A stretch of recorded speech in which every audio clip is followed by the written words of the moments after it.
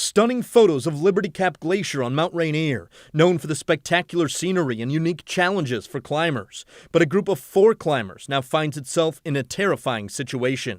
The climbers radioed for help Monday, saying high winds destroyed their shelter and climbing equipment.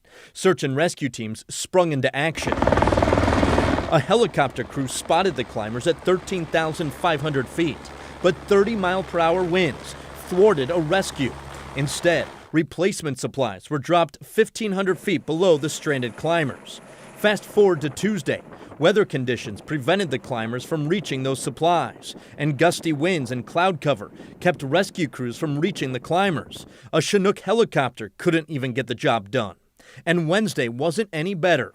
This time, it was clouds and rain foiling any rescue attempts, leaving the climbers stranded on Mount Rainier for yet another night. Yeah, obviously this is a very dangerous part of the mountain. In fact, just last week, 1 person was killed and 2 injured by rockfall in the same general area. We understand that this area is now closed until this rescue operation, this current one, is complete. Dan, back to you.